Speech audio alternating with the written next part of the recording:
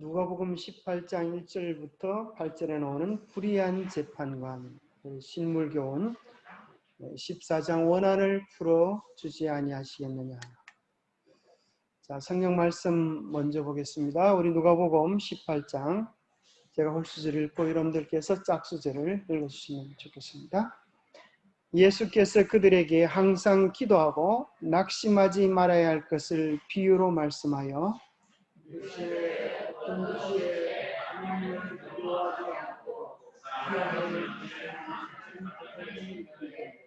그 도시에 한 과부가 있어 자주 그에게 가서 내 원수에 대한 나의 원한을 풀어주소서 하되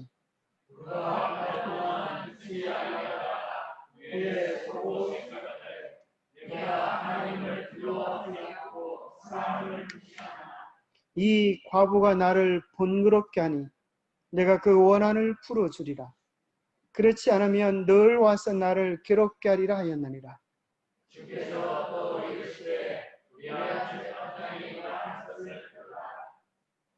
하물며 하나님께서 그 밤낮 부르짖는 택하신 자들의 원한을 풀어주지 아니하시겠느냐. 그들에게 오래 참으시겠느냐.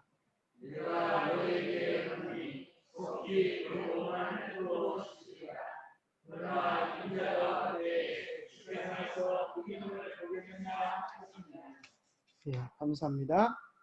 자, 오늘 이 불의한 재판관, 과부의 청을 무시하고 또 무시하는 것을 재미로 삼고 그랬던 이 과부의 재판관이 결국은 이 과부가 하도 끈질기게 매달려 간구하니까 귀찮아서 못 살겠다.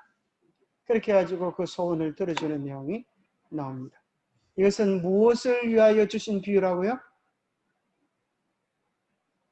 비유의 목적이 여기 1절에 나오죠. 예수께서 그들에게 뭐 하고요? 항상 기도하고 낙심하지 말아야 한다. 오늘 하나님께서 우리 모두에게 이렇게 이야기하십니다. 너희들이 언제 기도하라고요? 항상 기도하고 낙심하지 말아야 됩니다. 특별히 누구를 위하여 이 기별을 주셨다고요? 여러분이 책에 보면 이렇게 돼 있어요. 그리스도께서는 당신의 재림 직전에 있을 시대의 형편과 당신을 따르는 자들이 겪어야 할 위기에 대하여 말씀하시고 계셨다. 특별히 마지막 시대, 이 시대의 백성들이 반드시 경험해야 될 한 가지 공과가 있다고 하면 많은 거요? 항상 기도하고 낙심하지 않는 그런 우리의 마음의 자세를 가지는 것이 아주 너무너무 이 마지막 시대를 사는 백성들에게 중요하다. 왜 그럴까요? 왜 그럴까요? 낙심할 만한 일들이 많이 일어나기 때문에 까딱 잘못하면 우리의 마음이 어떻게 돼요? 뚝 떨어져 버려. 그게 낙심이에요. 그죠? 마음이 그죠? 철렁 걷다가 뚝 떨어져. 이 세상에 뭘 생각하면 그럴 수 있어요? 일어나는 징조들, 재난들, 어려움들을 생각하면 우리의 마음이 철렁철렁 걷다가 뚝 떨어지고 그러나 우리가 뭐 하고 있는 한 하나님께 향하여 간절히 기도하고 있는 한 이 모든 시련들을 이겨내고 넉넉히 천국에 들어갈 수 있을 줄 믿습니다. 그래서 여러분들이 언제나 기도하는 우리 마음의 자세, 하나님께 매달려 간구하는 우리 마음의 자세를 잊어버리지 말아야 되겠습니다. 이 비유를 중심으로 몇 가지 질문을 좀 드려보겠습니다. 이 비유를 말씀하신 목적은 무엇인가? 이 연약한 과부는 누구를 나타내는가? 이 연약한 과부가 누구 같아요? 이 남편이 멀쩡히 살아있는데 여러분 과부라 그러면 되겠어요? 뭐가 우리 영적인 위치와 형편들이 그죠? 마귀가 우리를 공격하고 괴롭히는 것이 마치 하나님의 백성들의 모습이 누구와 같아요? 자기를 도와줄 리 하나 없는 정말 마음에 기댈 만한 이가 없는 그런 성경에도 계속 나오죠. 고아와 누구를?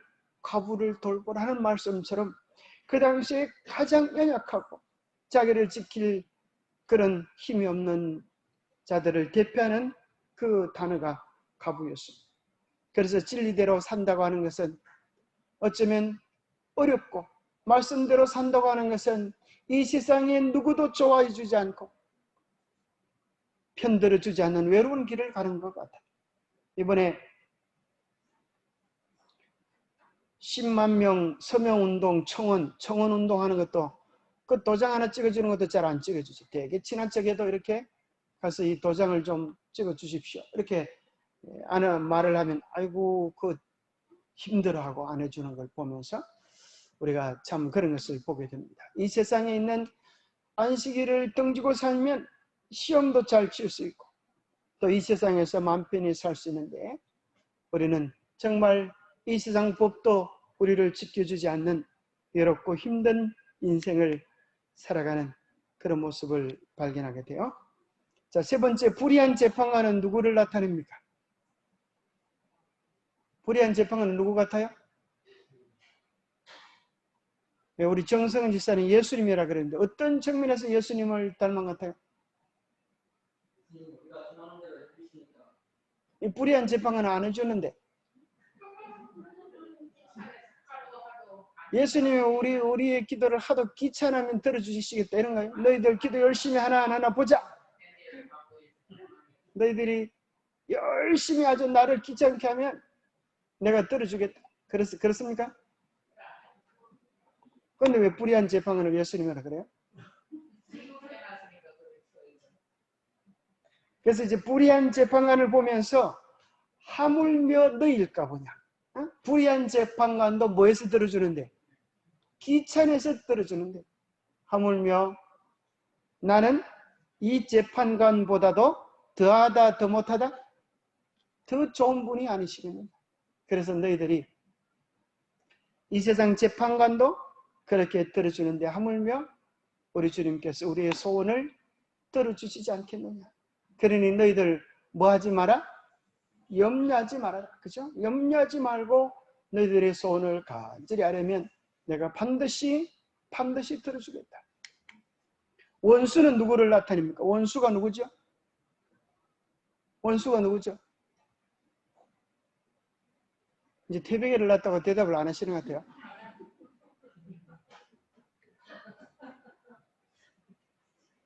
자, 원수가 누굽니까? 마귀죠, 마귀. 그죠? 자, 우리의 기도에 대하여 주님은 어떻게 취급하시는가? 우리에게 필요한 기도의 자세는 무엇인가? 이런 문제들에 대한 답을 오늘 공부를 통하여 얻을 수가 있겠습니다. 자, 첫 번째, 정말 참 중요한 말씀이 이제 1번 문제에 나옵니다. 같이 한번 큰 소리로 한번 읽어보겠습니다. 시작. 하나님께서는 당신의 자녀들을 무한한 사랑으로 사랑하신다. 이 세상에서 하나님께 가장 귀중한 것은 그의 교회이다. 자, 여러분, 하나님께서 여러분들을 어떻게 사랑하신다고요? 무한하다는 게 뭐예요? 그걸 영어로 하면 어떻게 되겠어요? endless love. 들어보시는 거 있어요. endless love라고. 끝없는 사랑, 무한한 사랑. 하나님께서 우리를 뭐하고 있으시다는 거예요? 연애하고 계시다. 우리를 너무너무 사랑하셔서 끊을 수 없는 사랑으로 우리를 사랑하고 계시다. 여러분, 그런 거 느끼시는 분 손 한번 들어보세요. 느끼고 계세요? 네. 그죠? 예. 여러분, 이걸 매일매일 감사해야 되겠어요. 주님, 나를 사랑해 주셔서 감사합니다. 여러분, 거울을 보면서 그렇게 감사를 표현하세요. 하나님, 이렇게 못생겨도 사랑해 주셔서 감사합니다. 거울을 보면서 이렇게 내가 늙어도 주님 사랑해 주셔서 감사합니다. 하나님, 내가 이렇게 부족해도 사랑해 주셔서 감사합니다.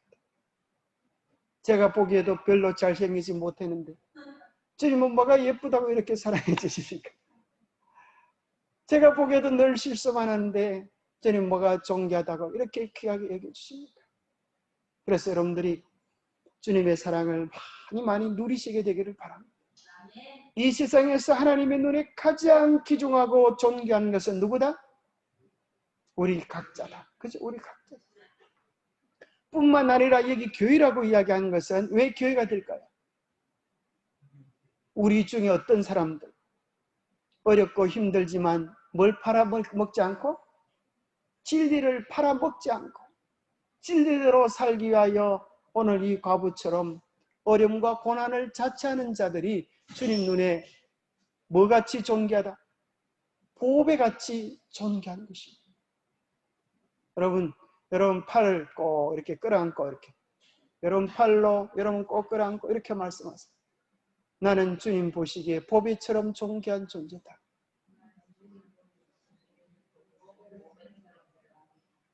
네. 여러분 그렇게 주님께서 보시는 것입니다. 뭐 때문에 그래요? 주님의 사랑 때문에, 주님의 은혜 때문에, 주님의 작정하심 때문에 그런 것입니다. 우리가 자주 이런 생각을 해야 되겠어요. 오늘 우리는 하나님께 어떤 의미가 있는가? 하도 연애하다가 반응이 없으면 애인한테 그렇게 묻죠. 나는 도대체 당신한테 어떤 의미야? 그렇게 묻죠. 오늘 우리가 주님께 이렇게 여쭤볼 필요가 있어요. 주님, 저는 당신께 어떤 의미입니까? 주님이 뭐라 그러실까요? 여러분 각자 성령께서 여러분 안에 들려주시는 주의 음성을 듣게 되기를 바랍니다. 주님, 저는 주님께 어떤 의미입니까? 어떤 존재입니까? 오늘 본문 속에서는 이렇게 말합니다. 너희는 나의 자녀다.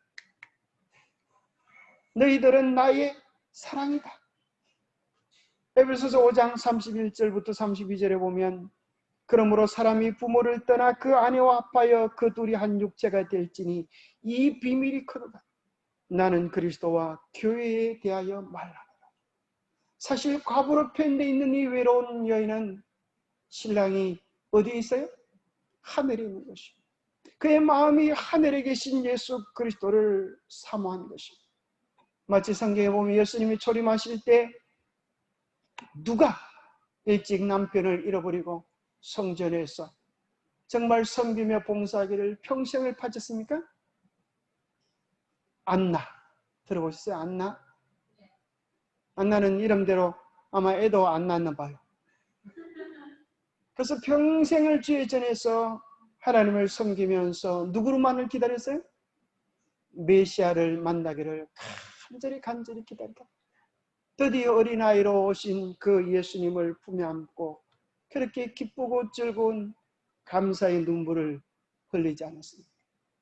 오늘 우리가 예수님의 사랑이라고 하는 사실을 기억하시게 되기를 바랍니다.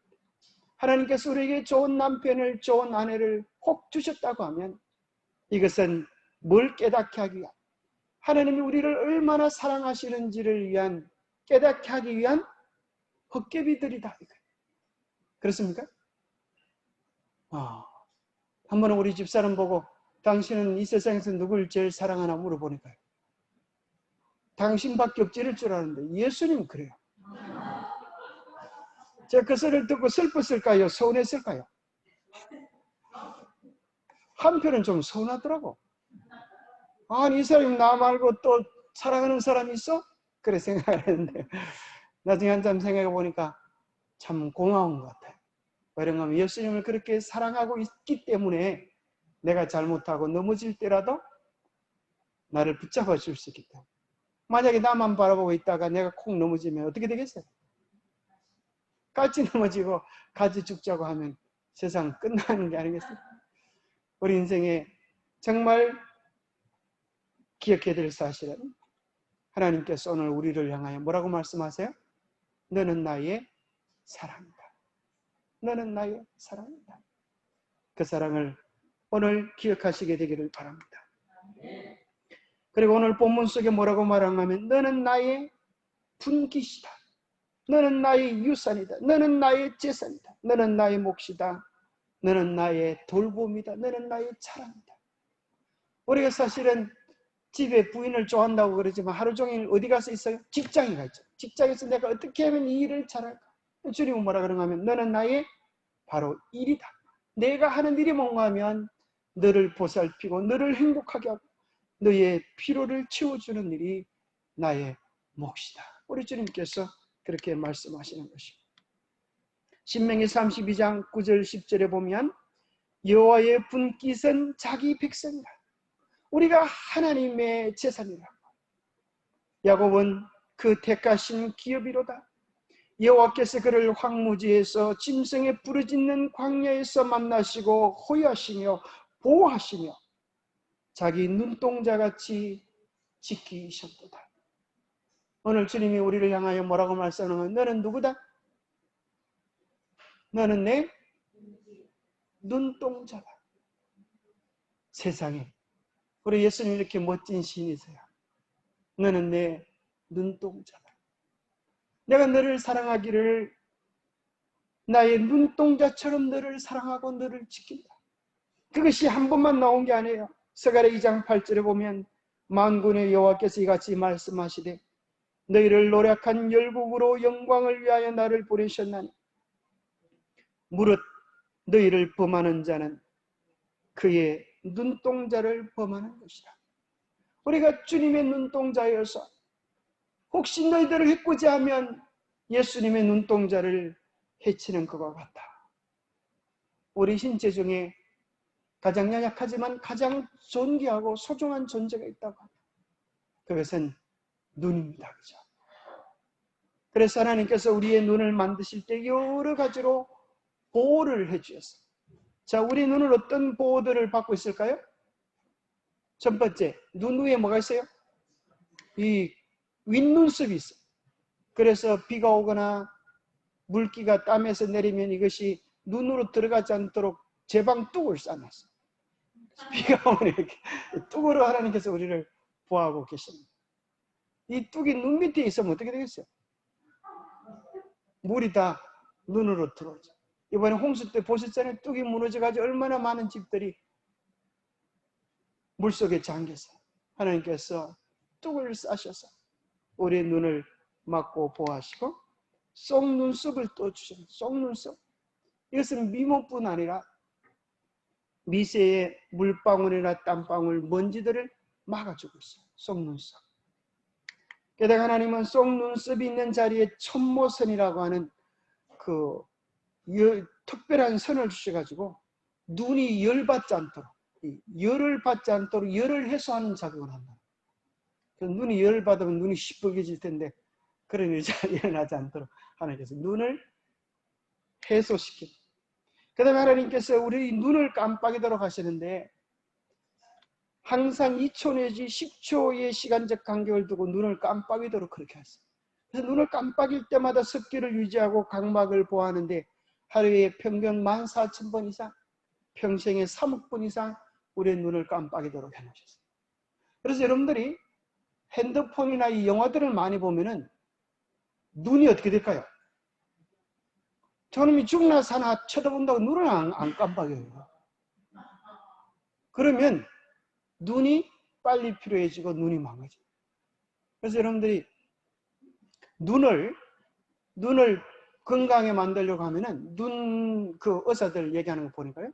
눈을 자주 이렇게 깜빡깜빡 자동적으로 오토매틱으로 하는데 의도적으로 여러분들이 뭐 큰일 할 때 막 신경 쓸 때 눈을 똑바로 뜨고 있어요. 특별히 여러분 걸어가는 거 좋지 않다 그래요. 서로 눈싸움 하는 거 있잖아요. 눈을 치키 뜨고 이러면 네가 이기나 내가 이기나 누가 눈을 안 깜빡이나 한번 눈싸움 시켜볼까요? 누가 잘하나? 눈싸움 여러분 하면 보통 30초 넘어가면 어때요? 눈이 엄청 따가워져요. 그죠? 그래서 안 움직이면, 그죠? 눈에서만 눈물이 나고 이렇게. 그래서 눈싸움은 안 하는 게 좋아요. 눈싸움 하려고 하면 내가 졌다 그러면 눈을 끔뻑끔뻑 하셔야 눈이 이렇게 건강해져. 그걸 잘 이겨보겠다고 눈을 똑바로 치키고 눈에 힘주고 이러면은 눈이 이렇게 상해요. 그래서 여러분 눈을 자주 깜빡깜빡 하시고 어떨 때는 왼쪽 감았다 오른쪽 감았다 이렇게 윙크를 또 하시면 또 서로 좋아하는 척 착각도 하고 그러겠죠. 눈을 자주 깜빡이는 게 건강에 좋다고 하는 거죠. 또 하나님께서 눈물샘을 주셔가지고 12개의 가는 선문을 눈으로 연결시켜가지고 보호하시고 습기를 조절하는데 희한하게도 우리 눈은 눈의 여기에는 평생 성에가 끼지 않도록, 참 희한하죠. 온도 차이가 나도 성에가 끼지 않도록 특수장치를 해놓으셨다. 눈에 성에가 끼면 앞이 어떻게 되겠어요? 허열 잘 보이지 않는데 하나님께 참 신통방통 꼬랑통하게 우리 눈을 참 만들어 놓으십니다. 그런데 이제 오늘날 눈이 핸드폰 보고 텔레비전 보고 이래가지고 또 눈이 고장난 사람들이 많이 생기니까 인공눈을 만들기 시작했어요. 그래서 2013년에 미국에서 인공눈을 만들었는데 이 값이 1억 780만 원. 근데 실제로 우리나라에서 이제 2017년에 눈, 이제 이게 아무나 되는 게 아니고, 그래도 감각이, 시적이, 시각이 조금 감각이 살아있는 사람에게만 가능하다. 그래서 2017년에 서울 아산병원에서 우리나라에서도 처음으로 국내 시각장애인에게 이렇게 인공눈을 이식을 하면서 이제 이것은 이제 안경도 씌웁니다. 안경을 통하여 이제 영상 촬영을 하고 이 컴퓨터로 이렇게 전송을 하면 컴퓨터에서 받아가지고 우리 뇌로 연결해가지고 뇌의 전기 자극을 통하여 그 신호를 감지할 수 있도록 참 오늘날 과학기술이 참 많이 발달했습니다. 한번 영상으로 좀 보시겠습니다. 특수 안경을 쓴 여성이 한 남성을 보더니 갑자기 눈물을 흘립니다. 시력을 잃은 지 10년 만에 남편의 모습을 다시 보게 된 겁니다. 30살이 된 딸의 모습을 보고는 더 감격스러워합니다. 특수 안경과 인공 망막 수술을 통해 실명 환자의 눈을 뜨게 하는 수술이 국내에서 처음 성공했습니다. 조동찬 의학 전문 기자입니다. 올해 54살인 이화정 씨는 시각세포가 서서히 죽는 망막색소 변성을 앓다가 10년 전 시력을 잃었습니다. 그런데 2달 전 한 병원으로부터 수술 제안이 들어왔고 선뜻 응했습니다. 우선 5시간에 걸쳐 얇은 전자칩을 눈 속에 집어넣는 수술을 받았습니다. 2주 뒤 카메라가 장착된 특수 안경을 착용했더니 거짓말처럼 세상이 보였습니다.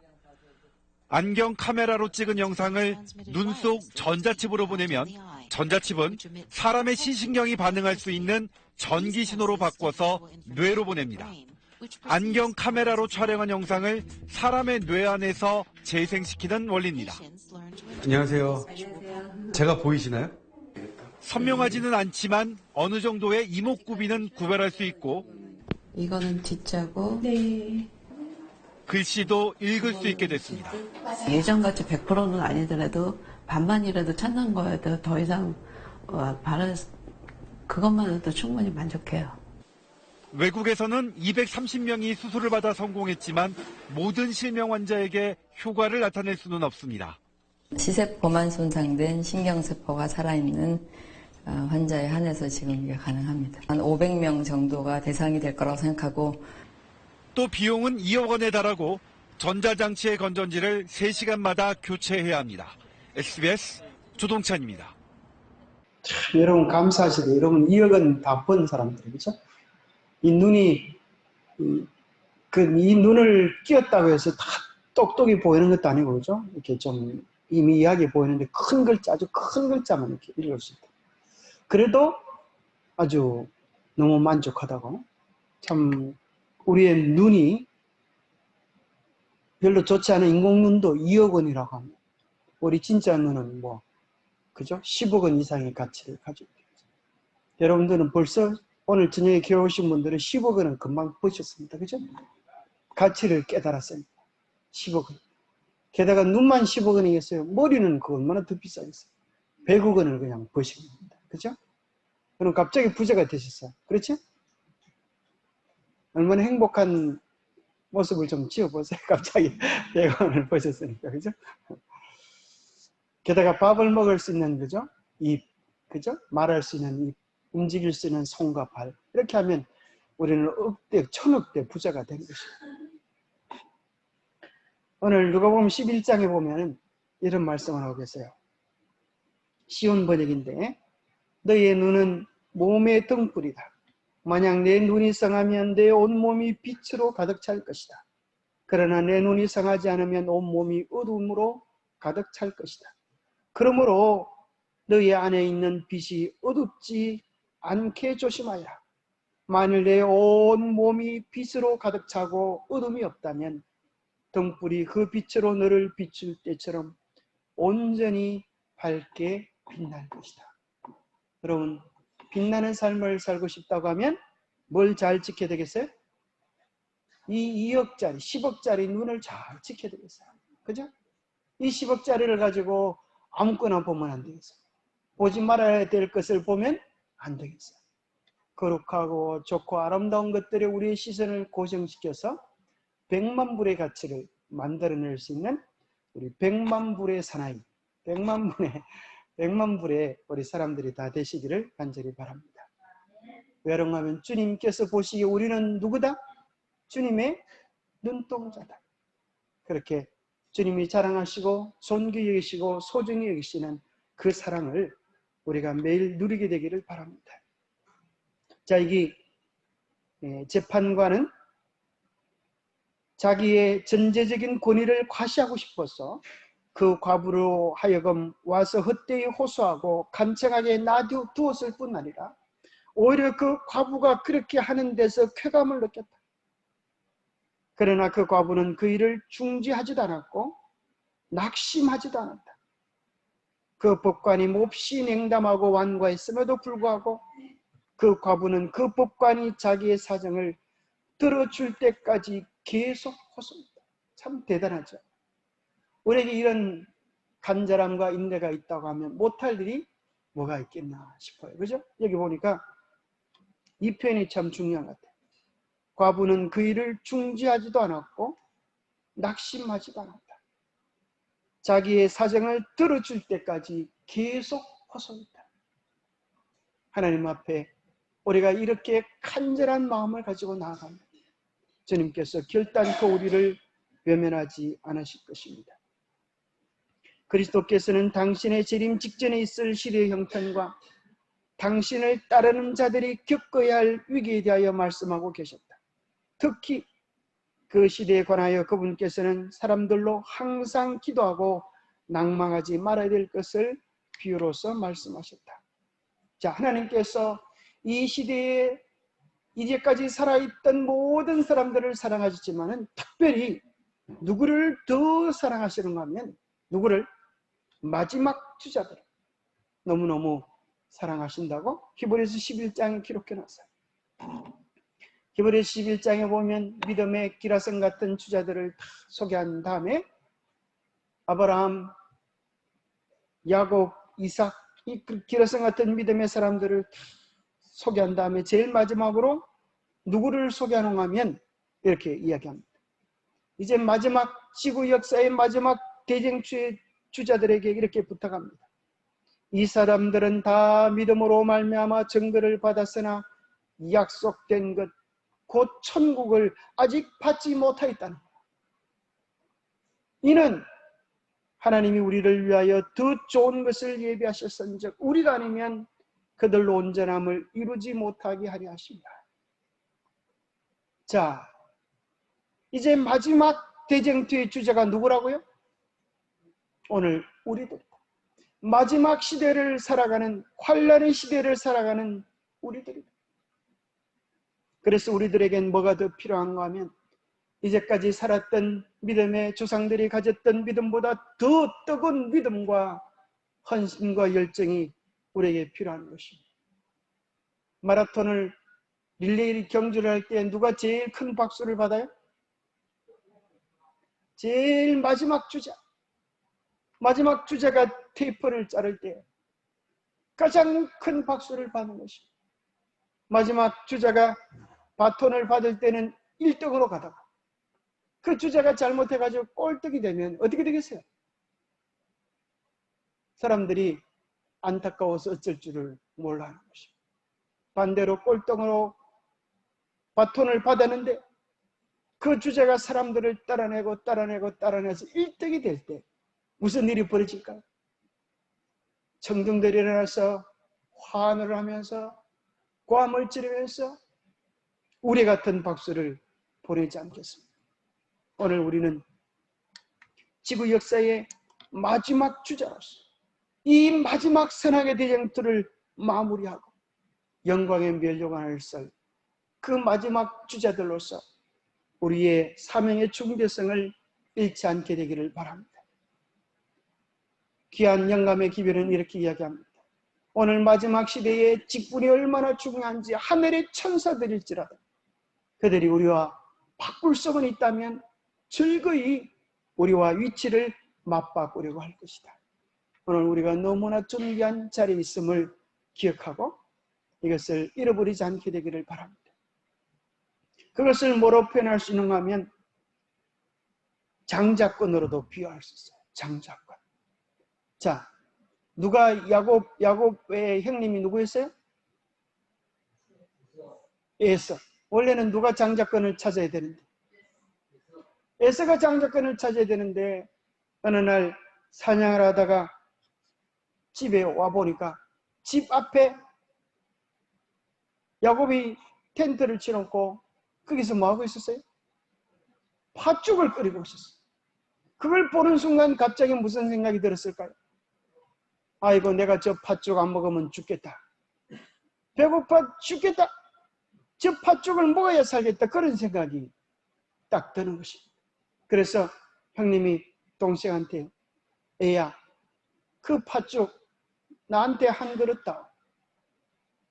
그러니까 이 동생이 뭐라 그러냐 하면 형님 주고 말죠. 제가 형님 위하여 이 팥죽을 끓였습니다. 특별히 형님이 좋아하는 맛있는 양념도 듬뿍 넣었습니다. 기가 차게 맛있습니다. 근데 형님 잘 생각해 보십시오. 세상에 어디 공짜가 있겠습니까? 제가 형님을 드릴 테니까 형님은 그저 말 한마디만 하시면 됩니다. 무슨 말? 장자권을 너에게 주노라. 그렇게 말만 하시면 제가 팥죽을 드리겠습니다. 그러니 어리석은 에서가 이야기하기를 장자권이 배고파 죽겠는 나에게 무슨 일이냐? 너 갔잖아. 그러면서 팥죽하고 맛바꿔 먹었어요.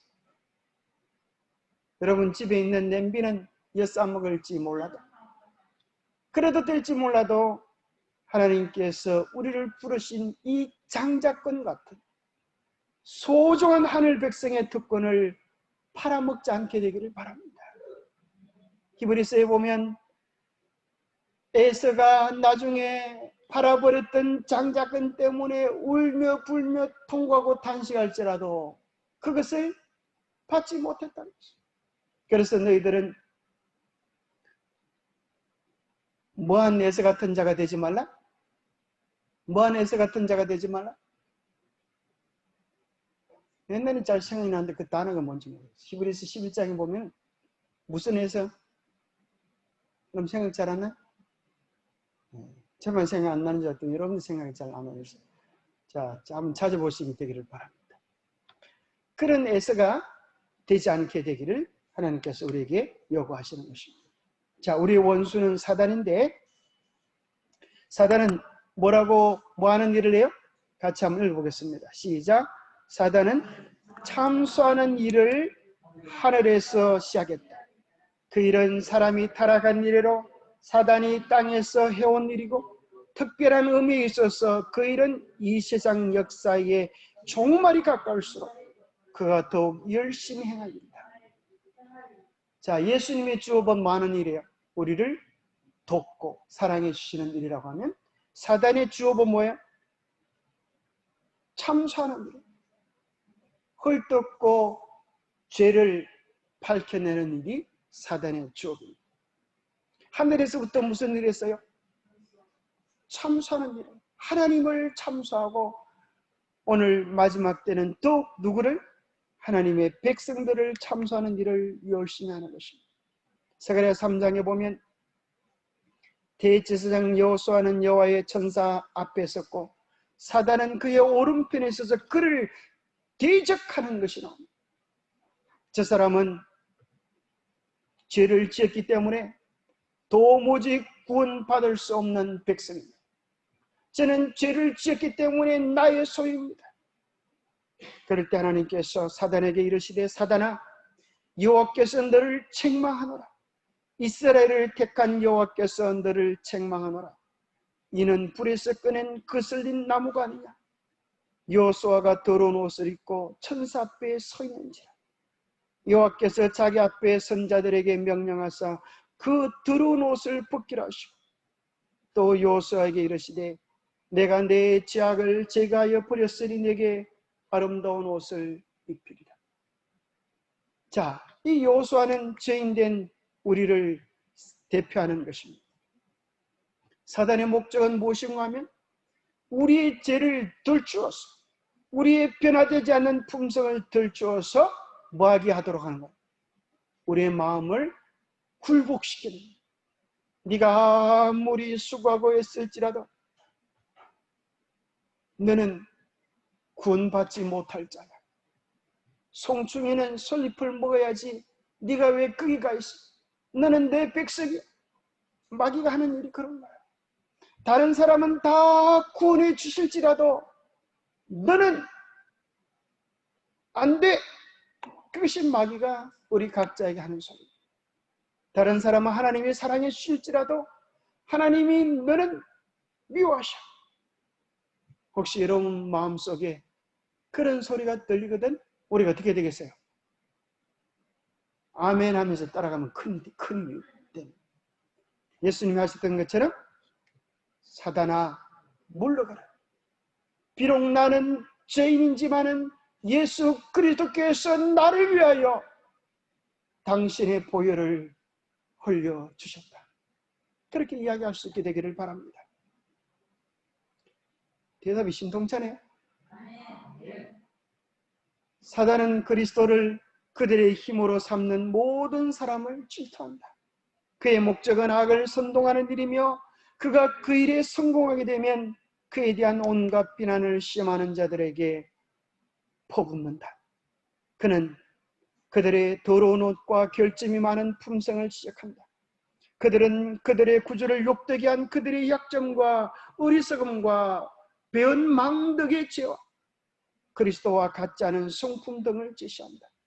그는 이 모든 것을 들어 자기에게 그들을 멸망시킬 권리가 있다고 주장한다. 그는 그들의 경우는 전혀 소망이 없으며 저희의 더러운 얼굴을 도무지 씻어 버릴 수 없다는 생각을 갖게 해서 그들의 심령을 위협하려고 했습니다. 우리를 하여금 마귀하기 위하여, 낙심하게 하기 위하여 마귀가 애를 쓰는 것입니다.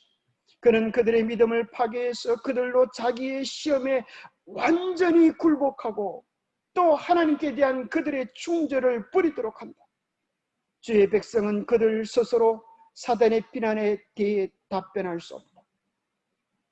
그들이 자신을 바라볼 때 뭐 할 수밖에 없다? 낭망. 그죠? 낭망할 수밖에 없다. 우리의 소망이 떨어질 수밖에 없다. 뭘 보면? 우리 자신을 보면. 나의 부족과 연약함과 나의 믿음 없음을 보면 그렇게 될 수밖에 없습니다. 그러나 그들은 하늘의 중보자께 탄원하고 구주의 공로를 의지하여 간구한다. 하나님께서는 의로우시며 또한 예수 믿는 자를 의롭다고 하실 수 있다. 아멘입니까? 하나님께서는 당신의 백성에게 결점이 있다 할지라도 그리스도께서는 당신의 돌보심의 대상인 그들을 버려두시지 않으신다. 그분에게는 그들의 옷을 갈아입힐 수 있는 능력이 있다. 예수님께서 저 옷을 갈아입히라. 더러운 옷을 취하고 의로운 나의 옷을 입히라. 우리가 주님을 의지하는 한, 우리가 주님을 바라보는 한 우리는 멸망할 걱정을 도무지 할 필요가 없는 것입니다. 그러기에 우리의 시야에서 주님을 놓치지 않게 되기를 바랍니다. 우리의 결정 때문에 멸망할 사람은 아무도 없어요. 예수 그리스도를 의지하지 않기 때문에 우리가 멸망하는 것입니다. 우리의 잘남 때문에 천국에 갈 사람은 이 세상에 아무도 없는 것입니다. 예수 그리스도의 의로우심 때문에 우리가 천국에 들어갈 수 있는 자격을 얻는 것입니다. 억울한 일을 만날 때 마귀는 하나님 백성들에게 끊임없이 억울한 일을 우리에게 터집 잡을 일들을 우리에게 자꾸 만나는 것입니다. 나는 그렇게 하지 않았는데 네가 방구 꼈지. 이렇게 하면서 터집을 잡을 때 여러분 어떻게 하십니까? 하물며 하나님께서 그 밤낮 부르짖는 택하신 자들의 원한을 풀어주지 아니하시겠느냐. 이제 우리는 사람에게 매달려 여러분들의 진실을 밝히려고 애를 쓰지 마시게 되기를 바랍니다. 하나님께, 우리의 소원을 들으시는 하나님께 우리의 소원을 아뢰올 수 있게 되기를 바랍니다. 때로는 우리가 변명하려고 했던 일들이, 우리의 노력들이 문제를 더 크게 만들 때가 있습니다. 어린아이들이 마치 뭐와 같은 거 하면 너 요거 먹지 마라. 그러면 엄마가 오면 엄마 내가 그거 안 먹었어. 이렇게 먹어놓고 안 먹었어요. 내가 안 먹었어. 자서 하는 것 같이. 우리의 변명들은, 우리의 이야기들은 오히려 더 우리의 어리석음에서 긴들 때가 많습니다. 부당하게 고난을 받아도, 애매한 고난을 받아도 하나님을 생각함으로 슬픔을 참으면 이는 아름다운 것입니다. 여러분, 주님 보시기에 아름다운 주의 백성들이 되기를 바랍니다. 내가 주님 때문에 이런 억울한 일을 당했다고 사람들 앞에 털어놓을 필요가 없는 것 같아요. 사람들은 우리의 마음을 다 위로해 줄 수 없기 때문에 우리 주님만 우리의 사정을 아시기 때문입니다. 하물며 하나님께서 그 밤낮 부르짖는 택하신 자들의 원한을 부르짖지 아니하시겠느냐. 우리의 모본이 되시는 그리스도께서는 자기를 변화하고 구원하기 위하여 아무것도 하지 않으시고 당신의 모든 사정을 하나님께 맡기셨다. 이와 같이 그리스도를 따르는 자들도 자신을 구출하기 위하여, 같이 읽어보겠습니다. 빨간 글자입니다. 시작. 비난을 하거나 공박을 하거나 폭력을 쓰지 말아야 한다. 이것이 하나님의 백성들이 해야 되는 일이라고 합니다. 비난하거나 공박하거나 폭력을 쓰지 말아야 한다. 이해할 수 없는 시련이 닥칠 때에도 마음의 안정이 깨어지지 않게 해야 한다. 아무리 억울한 취급을 받을지라도 격분해서는 안 된다. 참 어렵죠? 억울한 일을 당했는데 어떻게 참으라고? 나보고 어떻게 하라고? 이야기 한 가지밖에 없어요. 누구밖에 없어요? 예수님을 바라보는 수밖에 없어요. 나보다 더 억울한 일을 당하시고 우리를 구원하기 위하여 대신 고난의 짐을 씌었던 억울한 누명을 쓰셨다. 발거벗김을 당했던 수치와 창피와 모욕을 나를 구원하기 위하여 당하셨던 주님을 바라볼 때 우리는 견딜 수 있는 힘을 얻게 되어집니다. 주님 때문에 여러분 힘드십니까? 믿은 대로 살기 때문에 힘이 드십니까? 이 세상에서 어렵고 힘이 들고 손해를 많이 보는 일같이 생각이 되십니다. 평생을 주를 위하여 삶을 바친 한 선교사가 미국 자기 고향에 돌아오는데 놀랍게도 부둣가에서 막 빵빠레를 불고 환영을 하고 막 하더래. 어떻게 예수님이 나의 수고를 하시고 이렇게 온 동네 사람들을 다 초청했나? 알고 보니까 착각이었다. 다른 사람이 어디 대상을 횡단했는데 그걸 환영하기 위하여 그렇게 환영하는데 자기를 위하여 마중 나온 사람은 아무도 없더라. 자기 이름을 불러주는 사람도 없고. 그래서 이 사람이 흐름한 여인 속에 들어가서 울면서 하나님께 탄을 했습니다. 하나님, 나는 저 사람은 대서양 한 바퀴 돌고 왔는데도 저렇게 환영을 받는데 나는 평생을 주님 위하여 복음의 오지에서 수고했는데 나를 위하여 환영해 주는 사람은 아무도 없습니다. 예수님 너무합니다. 그때 예수님께서 마음속에 이런 답변을 주셨다고 합니다. 얘야, 저 사람은 자기 집에 왔으니까 저렇게 환영을 받는 거야. 너는 아직 너의 집에 오지 않았다. 네가 드디어 너의 삶을 마치고 너의 집 천국 본향에 오는 날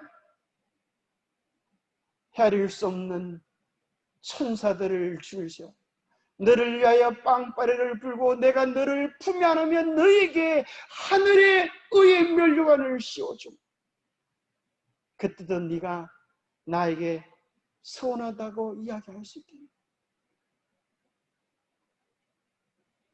그 생각을 해보니까 눈에서 하염없는 눈물이 쏟아지고 하나님 죄송합니다. 주님의 사랑은 언제나 저에게 넉넉합니다. 그렇게 고백했다 그럽니다. 아무리 억울한 취급을 받을지라도 격분해서는 안 된다. 복수의 정신을 가지면 우리는 자신을 해하게 된다. 그렇게 하면 하나님께 대한 우리의 신뢰심이 소멸되고 성령을 근심시키게 된다. 우리 곁에는 군기를 들고 원수를 대적하는 하늘의 사자가 정인으로 섰다. 우리가 어떤 때든지 우리의 마음의 평정을 잃지 않도록 주님을 바라볼 수 있게 되기를 바랍니다. 이것이 마지막 성도들이 반드시 경험해야 될 과정이기 때문에 그래요. 그래서 하나님은 이런 마지막 환난들을 위하여 오늘 우리의 삶에 크고 작은 우리의 우라통을 터지게 하고 우리 자존심을 상하게 하는 작은 시험거리들을 허락해 두실 때가 있어요. 그럴 때 여러분 주님을 바라보며 승리할 수 있게 되기를 바랍니다. 그는 의의 태양의 빛난 광선으로 우리를 둘러쌀 것이다. 사단은 이 광선을 넘거나 뚫고 들어올 수 없다. 그는 이 거룩한 빛의 방패를 돌파할 수 없다. 세상이 더욱 악해지고 있는 이때에 우리 중 어느 누구도 앞으로 고난이 없으리라는 낙관을 가져서는 안 된다. 우리에게 예기치 않은 고난이 올지라도 그 비난의 불화살들을 누가 맡고 계시다고요? 하나님이 맡고 계시다. 먼저 예수 그리스도의 가슴에 상처를 내지 않고는 우리에게 상처를 줄 수 없다는 사실을 기억하게 되기를 바랍니다. 의의 태양의 빛난 광선으로 주님께서 우리를 둘러 진치고 계심을 믿으시게 되기를 바랍니다. 신앙 때문에 박해와 모욕을 당하는 자들은 때때로 자기들이 하나님께로부터 버림을 당한 것처럼 생각하기 쉽다. 여러분 이거 기억하셔요? 우리가 신앙 때문에 박해와 모욕을 당하는 것이 때로는 하나님께로부터 버림을 당한 것이라고 생각하기가 쉽습니다.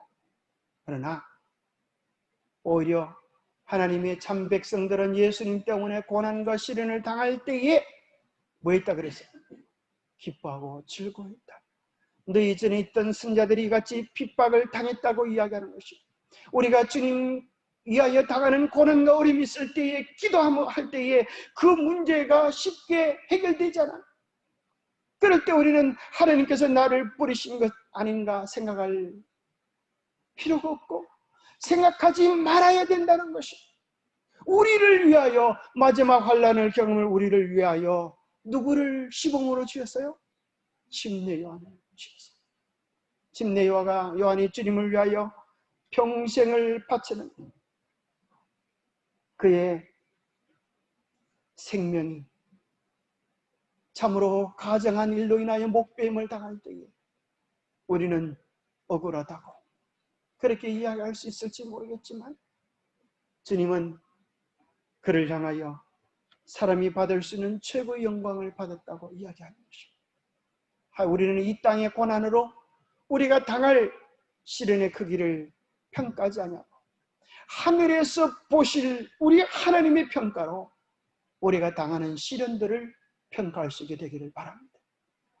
하늘에서 보실 때 요한의 순교야말로 하나님 앞에 너무나 존경하고 가치 있는 것입니다. 그럴 때라도 그의 믿음이 떨리지 아니하고 하나님을 붙잡은 그의 믿음은 정말 온 우주에 칭송받을 아름다운 믿음이 되는 것입니다. 인간의 안목으로 볼 때 그들은 극소수에 불과하다. 어느 모로 보든지 그들의 원수가 자기들을 압도할 것 같이 보인다. 그러나 결코 양심을 거스르지 않도록 하라. 그러나 결코 믿음을 배반하지 않도록 하라. 그들을 대신해서 고생하시고 그들의 슬픔과 고통을 신 주님께서는 저희를 결코 버리지 않으십니다. 여러분 기억하십시오. 하나님은 결코 우리를 버리지 않으십니다. 우리가 우리의 생애를 주를 섬기는 일에 바친다면 하나님께서 섭리하지 아니한 처지에 빠지는 일이 결코 없을 것이다. 우리가 어떠한 처지에 놓일지라도 우리의 길을 지도하시는 분이 계시며, 우리가 어떠한 번민 가운데 빠질지라도 우리에게는 확실한 조언자가 계십니다. 어떠한 슬픔과 사별과 외로움이 우리의 앞을 가로막을지라도 우리에게는 동정이 많으신 참 좋은 친구 예수 그리스도가 계십니다. 여러분, 이 사실을 인하여 용기와 힘을 얻게 되시기 바랍니다. 우리가 불구덩이 속에 주님 때문에 들어간다 할지라도 그 불구덩이 속에서, 그 고난 한가운데서 우리는 예수 그리스도를 배울 것입니다. 우리가 알지 못함으로 인하여 실족하는 일이 있을지라도 그리스도께서는 우리를 버리지 않으신다. 내가 곧 길이요 진리요 생명이라. 궁핍한 자의 부르짖을 때에 근지며 도움이 없는 가난한 자도 근지며라고 하시는 그분의 분명하고 똑똑한 음성이 들린다. 여러분, 주님 때문에 시련을 당한다면 그것이 영광이 될 줄 아시게 되기를 바랍니다. 그것이 주님 우리를 떠났다고 하는 것이 아니라 주님이 우리를 믿으신다고 하는 그분의 신임장이라고 하는 사실, 권하는 하나님께서 우리에게 주시는 신임장이라고 하는 사실을 기억하시게 되기를 바랍니다. 주님을 위하여 순교를 당했던, 일제시대 때 순교를 당했던 그 목사님이 계시사, 누구죠? 사랑의 원자탄이라고 하는 손양은 목사님. 그 할아버지가 어느 날 일본에는 학교에 가면 제일 먼저 해야 되는 게, 일제시대 때 뭐 해야 되는가 하면 일본의 그 신사참배를 해. 그런데 이 아이가 어린 아이지만은 믿음이 신사참배를 하자. 교장 선생이 와서 뺨을 때렸어요. 이런 나쁜 놈. 그래서 그 다음에 매를 맞고 집으로 돌아왔어요. 우리 같으면 그 귀여운 손주가 뺨을 맞고 멸시를 당했으면 막 분노하고 어찌할 줄 모를 텐데, 이 할아버지는 이 아이를 꼭 품에 안고 이렇게 말했어요. 하나님, 이 아이에게 고난을 주심을 인하여 감사합니다. 하나님, 이 아이를 더 큰 매로 때리셔서 더 큰 믿음의 사람이 되게 해주십시오. 그렇게 할아버지가 기도했다. 정말 믿음의 가문에서 믿음의 사람이 나는 것입니다. 고난을 인하여 동정하거나 불쌍히 여기고 애처롭게 여기는 마음이 아니라 오히려 더 큰 믿음을 달라고 간구하는 그 할아버지의 믿음은 위대한 순교자를 낳은 것입니다. 위대한 사랑을 낳은 것입니다. 그는 우리에게 항상 기도하라고 하십니다. 우리는 끈기 있는 기도로서 하나님께 대한 우리의 강한 믿음의 증거를 나타내야 합니다. 언제요? 지금. 마지막 환난 때에 내가 더 열심히 간절히 기도하리라, 그렇게 작정하면 그때는 너무 늦었습니다. 그래서 베드로가 이야기합니다. 마지막 시대를 사는 우리를 향하여 정신을 차리고 깨어 근신하여 기도하라. 왜 그런 말을 했을까? 왜 마지막 시대를 사는 백성을 향하여 정신을 차리고 깨어 근신하여 기도하라 그랬을까요? 자기가 그렇게 하지 못했다가 실패했기 때문에. 예수님 베드로에게 이야기했어요. 시험에 들지 않게 깨어 기도하라. 그런데 베드로가 너무 피곤해가지고 꾸벅꾸벅 이렇게 졸다가 자버렸어요. 그때 예수님 뭐라 그랬어요? 마음에는 원이로되 욕심이 약하다. 네가 너무 피곤하고 너무 수고를 많이 하고, 그럴지라도 그가 깨어 기도했더라고 하면 예수님을 부인하고 자기 인생에 정말 치명타가 되어지는, 예수님의 가슴에 못을 박는 그런 일을 안 했다고 생각합니다. 만약에 그의 인생을 되돌릴 수만 있다면 베드로가 얼마나 간절히 매달려 기도했겠어요. 그 생각을 해보니까 자기는 자기 인생을 되돌릴 수는 없죠. 마지막 시대를 사랑하는 백성들에게 자기와 같은 그런 시련의 때가 올 것을 알기 때문에 그는 간절히 깨어 정신을 차리고 기도하라고 간구하는 것입니다. 통회하는 마음으로 그분에게 나아가는 자는 한 사람도 거절당하지 않을 것이다. 진정한 기도는 하나도 겉으로 돌아가지 않는다. 사단의 지배하에서 당신의 유업을 구속하시는 것보다 그리스도께서 더 바라시는 건 없다. 우리를 사단의 손아귀에서 건져주시는 것보다 주님께서 더 원하시는 것은 없다. 그러나 우리는 밖에서 오는 사단의 권세에서 구원함을 받기 전에 먼저 안에서 역사하는 사단의 권세에서 구원함을 받아야 한다. 참 무슨 말씀이죠? 바깥에 사단의 권세가 있을 뿐 아니라 우리 안에도 사단의 권세가 있는데 그게 뭐라는 거예요? 7번 같이 한번 읽어보겠습니다. 시작. 주께서는 우리가 세속적인 것과 이기심과 조급함과 비그리스도인적 품성에서 깨끗함을 받도록 하기 위하여 우리에게 시련을 허락하신다.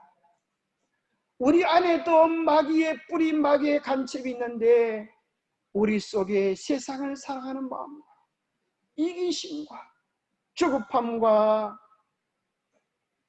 비그리스도인적 그리스도적 품성, 주님을 닮지 못한 품성이 우리 속에 있다는 거예요. 이것으로부터 우리를 깨끗하도록 하기 위하여 주님께서 뭘 허락하신다? 시련들을 허락하신다.